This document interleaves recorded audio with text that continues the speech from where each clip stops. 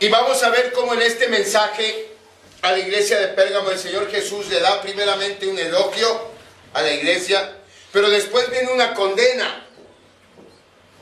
Y después de la condena viene una orden, y después de una orden viene una promesa. Esas cuatro cosas están en este mensaje que el Señor Jesús envía a la iglesia de Pérgamo. Antes de ver el mensaje, un poco de contexto, ¿no? ¿Qué era? ¿Dónde estaba Pérgamo? ¿Qué ciudad era Pérgamo? Bueno, para que tengamos una idea, en la semana pasada vimos un mapa de lo que es Asia, o lo que era Asia Menor y lo que es Turquía. Y pareciera que el Señor Jesús al mandar estas cartas fue de sur a norte, porque empezamos con la iglesia de Éfeso, después con la iglesia de Esmirna que vimos la semana pasada, que estaba a 75 kilómetros al norte de Éfeso.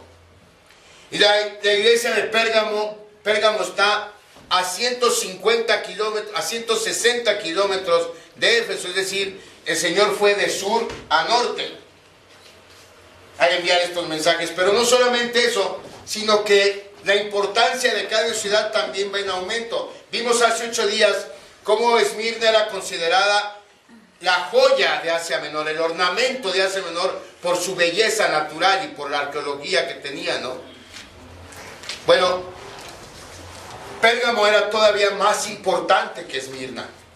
Pérgamo era en ese tiempo y fue por mucho tiempo la capital del Asia Menor.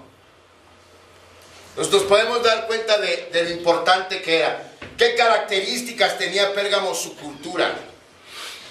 Era una ciudad muy culta. Era una ciudad que tenía una biblioteca que contaba en sus anales con 200,000 obras literarias. Y ahorita puede parecer, bueno, pues cualquier biblioteca tiene 200,000 y hasta más, ¿no? Pues sí, nomás que ahorita hay computadoras y hay discos duros que almacenan muchos ratos. Imagínense 200,000 obras literarias escritas a mano. Ese era el acervo cultural. Esta biblioteca era solamente inferior a la biblioteca de Alejandría en su tiempo. La biblioteca de Alejandría, que era la más grande y ha sido una de las joyas literarias de la historia. Pero la biblioteca de Pérgamo estaba apenas abajo de ella. Era tanta su interés por la cultura que, según los historiadores, ahí fue en esa ciudad donde se empezó a ocupar la piel de animales como pergaminos. Y muy probablemente el término pergamino, de la que hoy conocemos a los pedazos de piel donde se hacen los títulos, por ejemplo, viene de ahí, de Pérgamo. Entonces era tanta su interés por la cultura que desarrollaron esta técnica de usar pieles de animales para escribir en ella. Pero otra característica, no solamente estaban muy influenciados por la cultura grecorromana y eran promotores de ella, tristemente para los cristianos que vivían ahí, era una ciudad sumamente idólatra. Dijimos de Esmirna que fue elegida entre muchas ciudades para construir el templo a César. ¿Recuerdan? La semana pasada lo vimos. Bueno, en Pérgamo no nada más había un templo a César, no era el principal estaba en Esmirna, pero tenían ellos también un templo dedicado al César. Tenían un templo dedicado a Zeus, era el principal templo que había en Pérgamo. Tenían un templo dedicado a Diana. Tenían un templo dedicado a Asclepio. ¿Saben quién es Asclepio? Ni yo. No, sí. Asclepio es el dios pagano de la salud. Sí. Había un templo dedicado a Asclepio ahí en ese lugar. Asclepio es representado siempre con un bastón y una serpiente enredada. Por eso es que el símbolo de la medicina de hoy es este bastón con la serpiente enredada. Porque así es haciendo referencia a Asclepio, que era el dios de la sanidad. Pues tenían todos estos, no nada más era el templo de César, era una ciudad que estaba llena de templos paganos. No nada más templos paganos, porque bueno, si hubiera lo que hay hoy, que es la tolerancia religiosa, pues no dejaría de estar mal, ¿no? Que estuviera una iglesia cristiana ahí, o no mal, sino no dejaría de ser peligroso. Pero diríamos, bueno, si hay convivencia en paz, cuando menos no hay persecución. Pero el problema es con estas religiones paganas eran adversas al cristianismo y eran hostiles al cristianismo.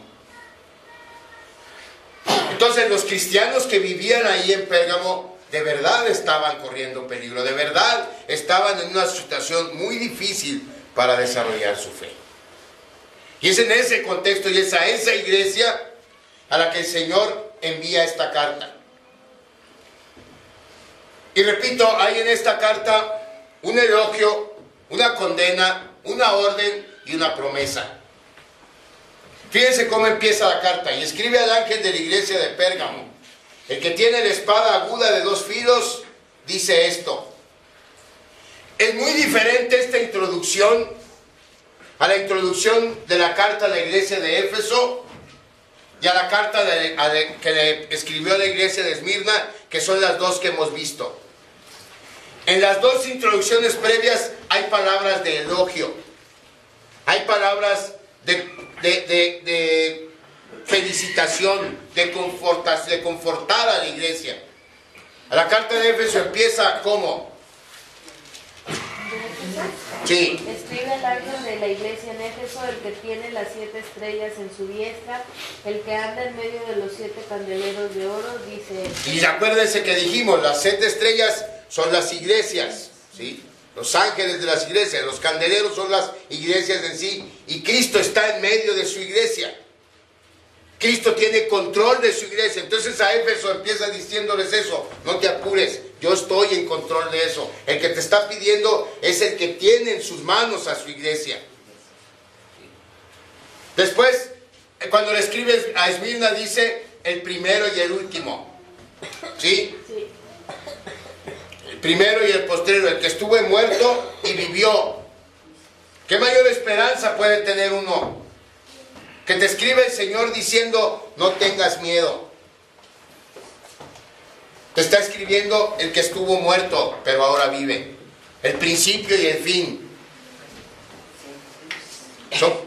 Son inicios de la carta que dan esperanza a quien la recibe. Pero imagínate una carta dirigida a Pablo, cualquiera de los 2 Pablos que hay aquí, y que le diga así: te está escribiendo el que tiene la espada de 2 filos en su mano. Es para dar miedo, ¿no? Ahí no hay confort. El inicio de esta carta no hay ninguna esperanza. Enseguida indica que va a haber juicio, que la carta que les va, o lo que les tiene que decir, no es nada halagador. No es nada prometedor en el sentido de palabras de felicitación. Desde un inicio queda claro que el Señor va a hablarles fuerte. Sí. Yo conozco tus obras. Primero viene un elogio. Yo conozco tus obras y dónde moras, donde está el trono de Satanás. Pero retienes mi nombre y no has negado mi fe. Ni aun en los días en que Antipas, mi testigo fiel, fue muerto entre vosotros, donde mora Satanás. Lo que decíamos, Pérgamo estaba, o la iglesia de Pérgamo estaba situado en una ciudad muy peligrosa, en una ciudad donde predominaba la idolatría, y todos estos cultos dedicados a Zeus, y a Asclepio, y a Diana, y a Dionisio, y al César. La característica era la misma que la que tenían los pueblos paganos de Canaán. Eran ceremonias en donde la inmoralidad sexual se consideraba un acto religioso. En el templo de Asclepio, por ejemplo, se creía, a él lo representaban con una serpiente porque se creía que había ciertas serpientes que tenían propiedades curativas. Entonces lo que la gente hacía, de acuerdo a un historiador, es que iba a ese templo, se desnudaba y en el templo intencionalmente se habían implantado, yo no sé cuánto, estaba lleno de serpientes no venenosas que estaban libres en el templo. Y el ritual era que alguien que estaba enfermo y que necesitaba sanidad, le pedía asepio, se desnudaba y luego se acostaba en el suelo, esperando que una de las serpientes trepara a su cuerpo y que esa serpiente le trajera la sanidad. Fuera el medio que Asepio usara para traerle la sanidad. Uno puede pensar ahora, pues, que en qué estaban pensando. Bueno, no sé en qué estaban pensando, pero eso hacían, ¿no? Entonces, ese era el tipo de religión. Y aparte todos ellos odiaban a los cristianos. Y su odio no se limitaba a criticarlos, no se limitaba a retirarles el habla. Ellos perseguían a los cristianos. Ellos mataban a los cristianos. Es prácticamente, la iglesia de Pérgamo y los cristianos en Pérgamo se pueden comparar fácilmente a que si hoy una iglesia cristiana está en uno de estos países en donde el ISIS tiene células. Así de peligroso. Llegaron a tanto que ahí está un ejemplo. De Antipas no sabemos quién es. Probablemente era el pastor o fue uno de los pastores de la iglesia de Pérgamo. Pero él llegó a pagar el precio máximo de ser cristiano, es decir, dar su vida por Cristo. A ese grado llegó la persecución. Y sin embargo dice el Señor Jesús, no te avergüenzas, no te has avergonzado de mí. Eso tienes de bueno. Que hay una iglesia, que mi nombre se predica aún en esas ciudades en donde es peligroso predicar. Nosotros no queremos predicar por miedo a que nos critiquen. Nosotros no queremos testificar porque ese testificar interfiere con nuestras actividades. O sea, era motivo de elogio esta actitud de la iglesia de Pérgamo. Por eso el Señor empieza con eso. Yo lo sé. Sé que eres fiel. Sé que tienes fe. Sé que no te avergüenzas de mi nombre. Pero enseguida del elogio viene la condena. En el versículo 14. Pero tengo unas pocas cosas contra ti. Que tienes ahí a los que retienen la doctrina de Balaam, que enseñaba a Balac a poner tropiezo ante los hijos de Israel, a comer de cosas sacrificadas a los ídolos y a cometer fornicación. Y también tienes a los que retienen la doctrina de los nicolaitas, la que yo aborrezco. ¿Cuál es el reclamo de Cristo a su iglesia en Pérgamo? ¿Cuál es la queja? ¿Cuál es la condena que tiene? ¿Tienes fe? ¿Predicas mi nombre? Hay una iglesia que se congrega, pero has dejado que la cultura pagana se inmiscuya en la iglesia. Y pone el ejemplo de Balaam. ¿Quién es Balaam? ¿O quién fue Balaam? Primero que nada, nadie aquí se llama Balaam, ¿verdad? No. Qué bueno. Bueno, y ni se les ocurra. Si tienen un hijo, no le pongan Balaam. Es más, si tienen un perro, no le pongan Balaam.